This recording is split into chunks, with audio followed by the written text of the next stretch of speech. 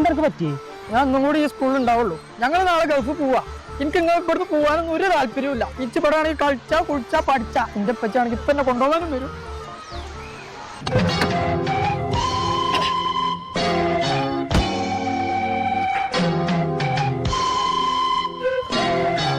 സൈന ടീച്ചറായിരുന്നു കുഞ്ഞാപ്പോടെ please wait stand here.